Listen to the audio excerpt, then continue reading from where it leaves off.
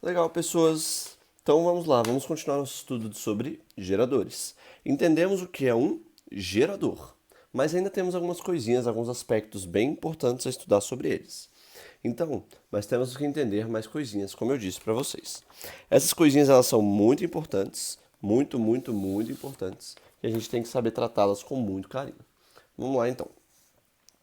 Primeira coisa é a associação de geradores. Se eu tenho mais de um gerador, como é que a gente pode associá-los? Eles podem ser associados em série ou em paralelo. Primeiro vamos ver em série. Se eu tenho um gerador que tem uma força eletromotriz E1, com uma resistência interna R1, uma força eletromotriz E2 com uma resistência interna R2 e uma força eletromotriz E3 com uma resistência interna R3, quer dizer então que em série eu vou ter apenas um com a soma dos três, tá aí. E como os resistores também estão em série, as resistências ficam como somas também, pois também estão em séries. Em série é fácil, né? É tranquilo, né? É de boas. Em paralelo é um pouquinho diferente. Em paralelo, ó, a gente vai temos três em paralelos, E1, E2 e E3, e três resistências em paralelos, que é como se isso fosse um gerador, um outro gerador e um outro gerador, certo? A mesma coisa aqui, ó, um gerador aqui, um outro gerador aqui e um outro gerador aqui. O que vai acontecer? Para o ensino médio, minha gente, você só precisa se preocupar com uma coisinha, porque em paralelo as minhas forças eletromotrizes elas têm que ser iguais. Ou seja, E1 tem que ser igual a E2, tem que ser igual a E3. Logo você vai ter aqui qualquer um dos três, né? Porque é tudo igual. Se eu chamar de E0, aqui vira um E0, né? Mesma coisa. Ou seja, as forças eletromotrizes elas têm que ser iguais, ok? Enquanto que o R é resistência equivalente. Essas resistências elas estão em paralelo. A resistência equivalente ó, está em paralelo. Logo, a resistência equivalente, 1 sobre ela, é igual a 1 sobre R1, mais 1 sobre R2, mais 1 sobre R3. E aí você aplica o paralelo. Normalmente são sempre geradores iguais, 3 pilhas, 3 baterias, né? 3 quaisquer coisas. E essas resistências elas tendem a ser iguais também. Se elas forem iguais, basta apenas pegar aqui REC. Se forem iguais, é o R0 por 3, certo? Se elas forem iguais. Ótimo, legal. Bem fácil, né? Bem tranquilo. Vamos partir para a parte mais legal dos geradores. Vamos no último tópico. Então, se você está com sono, meu caro jovem gafanhoto, acorda, meu filho, vai lavar o rosto, né? A aula tá mó legal, meu filho. Vamos lá, vamos então. Vomitão? Legal. Vamos tratar agora da potência elétrica e do rendimento de um gerador. A gente vai entender a potência elétrica de um gerador e o seu rendimento. Vamos nessa. Qual é a equação do gerador mesmo? Pensa aí, vai. Muito bem. U igual a epsilon menos RI. Você não pode esquecer isso. Você tem que saber isso, meu jovem. U igual a epsilon menos RI. Multiplicando-se multiplicando-se os, né, dois lados por i. Multiplica todo mundo por i. Vamos ver o que a gente chega. Calma. Não posso mostrar ainda, não posso mostrar ainda. Vamos pegar uma caneta aqui e multiplicar todo mundo por i. Vai ficar u vezes i, o π, epsilon vezes i, só que o epsilon também é uma DDP, então vira π, e r i vezes i. Isso foi uma sacada matemática. Pensa só, mas lembre-se, né? Lembra aqui, ó. Potência, ela pode ser π, como pode ser r quadrado. Como pode ser também u quadrado sobre r, né? Mas aqui eu escrevi só essas duas. Então, lembre-se disso. Que a potência a gente pode escrever de várias maneiras. Você concorda que u vezes i é potência? Que epsilon vezes i também é potência? E que ri quadrado também é potência? Só que essa potência de r quadrado a gente chama potência dissipada pelo resistor R. Certo? Certo. Então, vai ficar o quê? Π é a potência fornecida para o meu circuito. Concorda que eu produzi epsilon, gastei RI e fiquei com U? Então, eu produzi uma potência epsilon vezes I, tiro o que o meu resistor dissipou, e fico com a potência útil, a potência resultante. Ah, era isso que eu queria chegar. Então, gente, a potência fornecida para o meu circuito vai ficar como? Vai ficar a potência gerada, que é epsilon vezes I, menos RI ao quadrado. Certo? Chegamos então que π, que é a potência útil, é igual a I vezes epsilon, que é a potência total gerada, né? Aqui é a potência fornecida, útil. Também a gente escreve potência fornecida, ó. Potência fornecida, menos a potência dissipada. Logo, a potência fornecida fica com essa cara aqui que a gente já falou para vocês. Epsilon I menos RI quadrado. Que gráfico que isso gera, gente? Opa, dei a resposta, finge que você não viu. Olha só, potência fornecida fica igual então a epsilon vezes I menos RI ao quadrado. Eu quero montar um gráfico de potência fornecida em função da corrente. Concorda que eu tenho uma corrente ao quadrado?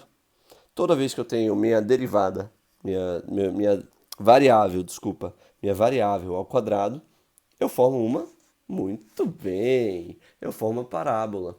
E aqui está a minha parábola. Pergunta número 1. Por que a concavidade é para baixo, gente? Por que a concavidade é para baixo? Responde aqui, ó. Por causa desse sinal. Certo? Lembra que toda vez que é negativo, concavidade é para baixo. Se fosse positivo, concavidade é para cima. Outra coisa, qual é a minha maior corrente possível? Isso mesmo, é a corrente de curto-circuito. É a minha maior corrente possível. E você concorda que a parábola ela é muito bonitinha? Bonitinha é um nome lindo, né? Mas o interessante é que ela é simétrica. E se ela é simétrica, quer dizer que o meiuca dela está exatamente na metade do meu x. Se aqui é corrente de curto-circuito, aqui tem que ser a metade da corrente de curto-circuito. Isso é C sobre 2. Quer dizer que quando eu tenho metade da minha corrente de curto-circuito, eu tenho a minha potência máxima. Então, peraí. Se no meu gerador eu montei um circuito elétrico nele, né? Tenho meu gerador e botei um circuito elétrico para ligar nele, e eu consigo colocar uma corrente de curto-circuito sobre 2 nesse gerador, implica que esse gerador vai estar dando para a gente a potência máxima dele. Ou seja, uma energia por segundo altíssima. O ideal que a gente precisa para determinados equipamentos. Deu para entender? Então vamos com calma. Que gráfico gerou? Uma parábola. Maior corrente possível, corrente de curto-circuito. Como a parábola ela é bonitinha, né? Como ela é bonitinha, nós temos que o centro da parábola ela vai direto na metade do meu eixo x, como aqui é ICC, ICC sobre 2, corrente de curto-circuito pela metade. E nela eu tenho a minha potência máxima. Tudo bem? Vamos achar então quanto é que vale essa potência máxima. Qual que é a fórmula de ICC mesmo? Você lembra que epsilon, tá dando para enxergar? Tá, né? Epsilon é igual a R vezes ICC, né? A minha DDP, epsilon, é R vezes ICC, máxima corrente produzida, máxima DDP produzida. Logo, a corrente de curto-circuito é epsilon sobre R. Vamos para cá. Corrente de curto-circuito é epsilon sobre R. Então eu posso escrever isso aqui como sendo epsilon sobre 2R, né? Porque é a metade. E aí agora eu quero calcular a minha potência útil para epsilon sobre 2R. Analisa essa fórmula aqui, ó. Analisa a fórmula que está aqui. Vamos substituir no lugar de I, epsilon sobre 2R. E vamos chegar aqui, ó. Epsilon vezes epsilon sobre 2R menos R vezes epsilon sobre já elevei ao quadrado, certo? Porque é I ao quadrado, epsilon sobre 2R ao quadrado. Agora sim, certo? Epsilon sobre 2R ao quadrado. Só que esse quadrado corta com este R.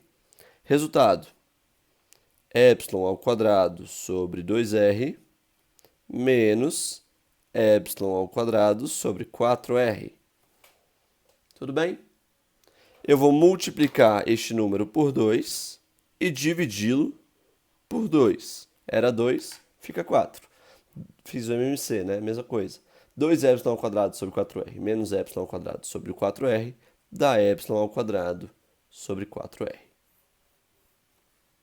Epsilon ao quadrado sobre 4r é a minha potência útil quando a corrente vale ICC sobre 2.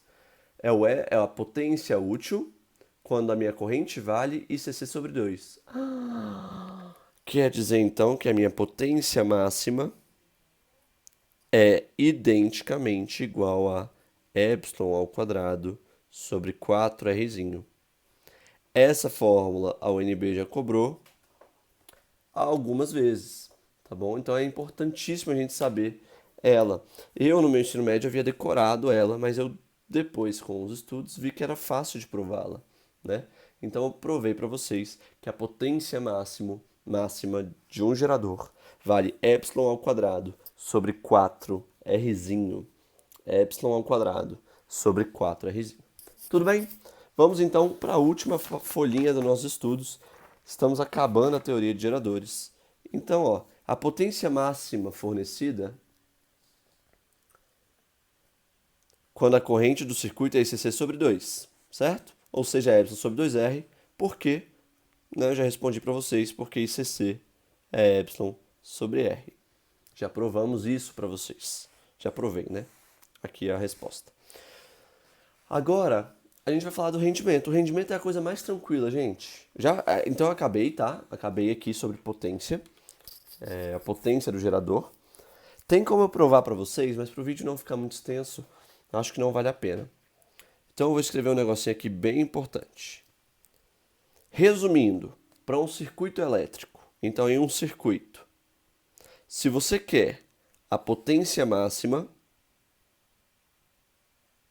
basta você pegar a resistência R externa e fazer com que essa resistência, você que escolhe ela, seja igualzinha à resistência interna do seu gerador.